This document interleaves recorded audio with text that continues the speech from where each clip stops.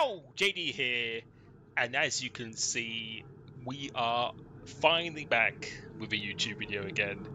I know it's been quite some time, but I'm very much hoping, or not hoping, but pretty sure that I'll be making regular videos again. Been doing a lot of things in real life that needed my attention, but I'm very happy now that I'm in a position to be back making consistent videos again. So thank you so much everyone for the kind words, for people who reached out to me.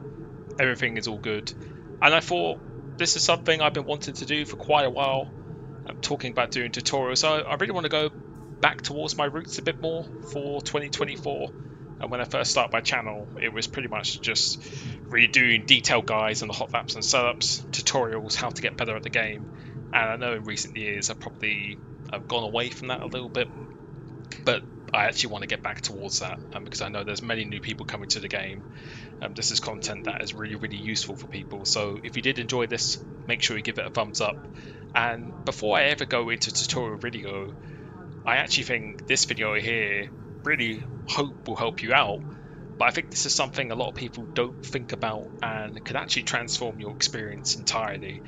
And that's actually how to get faster even without driving on track, because there are a number of things that I always go through, especially people who have a one-to-one session with on my website. I think it's very important to get your settings ideal and correct for you first before you even set foot on the track. And I think one of the most important things and one of the biggest mistakes I see people make is that they are overcomplicating these settings. They're doing some pretty crazy values and they're not really mirroring what they're doing with the wheel versus what the game is doing itself. So what I'd like you to do, if you're someone who's quite new and still doesn't feel comfortable with their settings, this is something I definitely recommend. So if you go into settings, go to controls, vibration, force feedback, head over to your wheel profile. I want you to go into calibration and you'll arrive with this screen here. Really 99% of the time, I want you to start with the steering rate on 100%. Everything else should be on 0.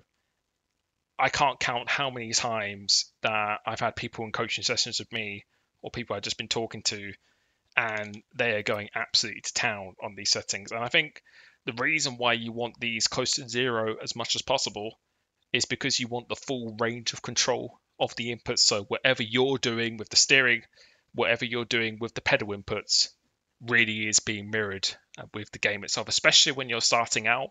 I think it's very important to try and get as to closely match as possible with what you're actually doing physically is being replicated in the game. So if you're going down on the throttle and that last tiny bit makes the difference from 99% throttle to 100%, I think it's very important to do that. Once you understand the fundamentals of the game, so understanding use of momentum, the effect of trail braking, mirroring your steering with the pedal inputs, once you get a better understanding of that, then I think it's okay to change some of these settings. But for now, I think you really want to be setting this to 0. So steering rate 100%, don't think you want to be changing that.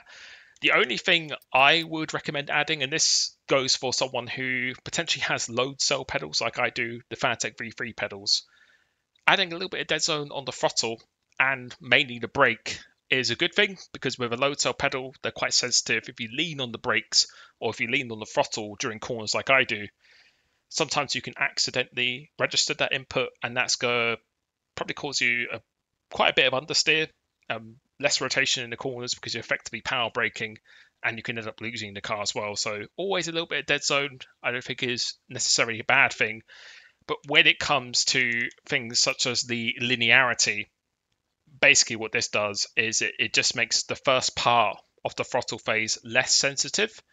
So people who are maybe a bit heavy-footed on the throttle, I see people turn this up quite a bit.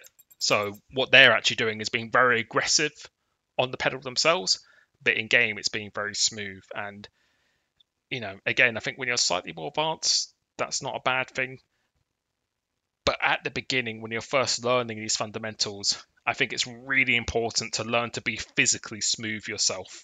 If you don't learn that, then you're kind of desensitizing what the game's doing. And I don't think you're going to get that full range of control as much as you could have done in the first place. I know my webcam is actually blocking us here, but this is throttle linearity. When you go to the saturation, this is actually going to increase the sensitivity. So whether that's the throttle or the brake, increasing the saturation is actually going to just raise the sensitivity. So if you feel you're not being aggressive enough, you're actually maybe being too smooth on the input, then a lot of people are very tempted to actually turn this up as well. So I would recommend always having linearity and saturation on 0, especially when you're new to the series in your first 1 to 2 years. I would only recommend having a dead zone for the throttle and the brake. Everything else should be on 0, because you just need to learn to be smooth or be more aggressive if you need to, because you're just going to have that full range of control. And this is something I recommend. And when I've done this with a lot of people in my coaching sessions, they've seen quite a big transformation in their driving, because it's like changing the setup. If you're not learning to be smooth, if you're desensitizing something or making it more sensitive, you could actually be driving the correct way, but because of how you've had the settings, it can really impact your lap time quite drastically. So that's what I recommend. The next thing I would say, and if we actually do step on track here, is your camera.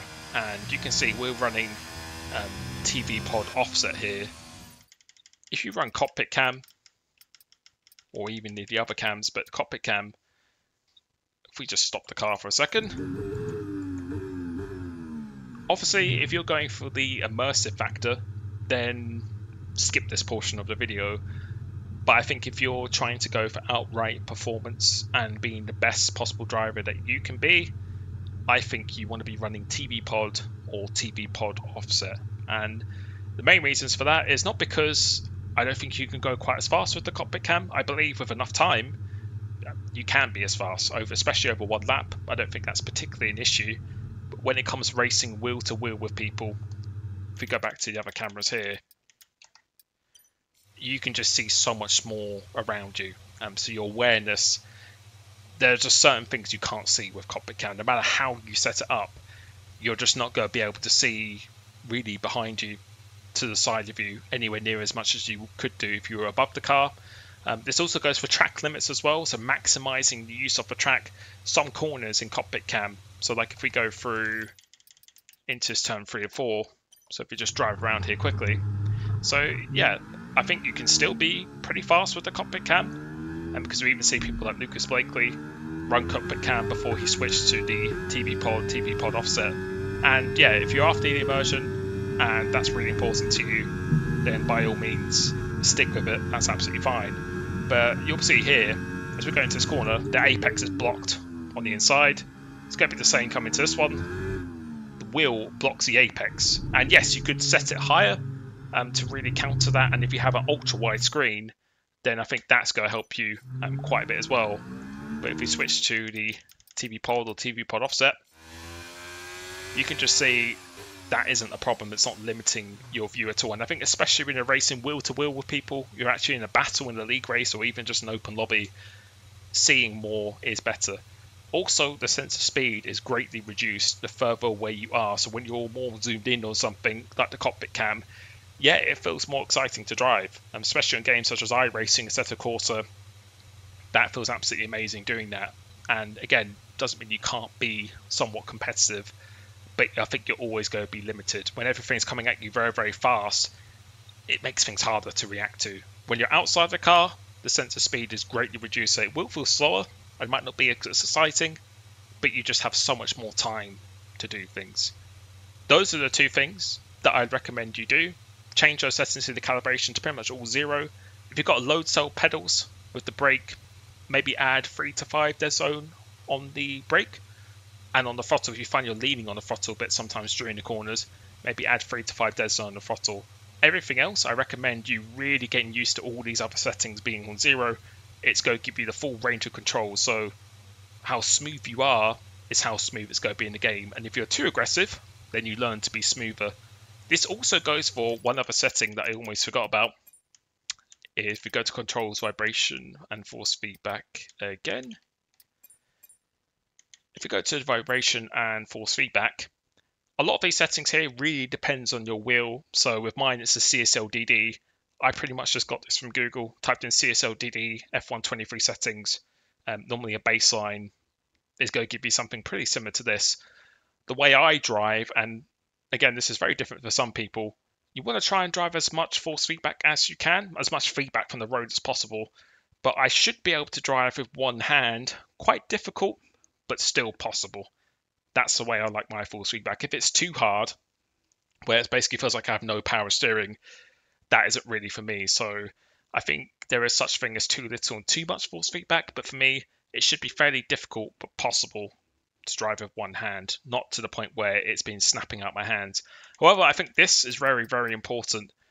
I think when you're starting out, keep it on 360, because again, you want whatever you're doing to be mirrored in the game as much as possible.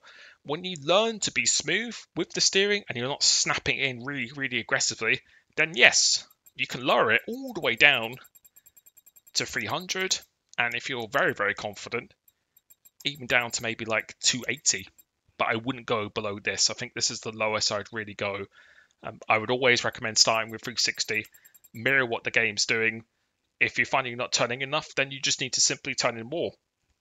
When you learn to be really, really smooth, you can afford to turn this down, because when you turn it down, it's going to turn more in the game itself. A lot of people are just very quick to change settings like this, settings in the calibration, rather than actually working on the driving themselves. And I believe if you start this from a baseline from the get-go, learn to be comfortable with this, you're actually going to transform your driving by quite a bit. So I hope this is useful for you. Just really wanted to do a video like this before I even go into tutorials, because I think getting your settings optimal and correct first is really, really important for you to get as close as possible to your potential. If you'd like a one-to-one session with me, make sure you go to www.coachlimitless.com. Have many slots coming up in the future, 90 minutes on all platforms. Be very happy to go through these fundamentals with you.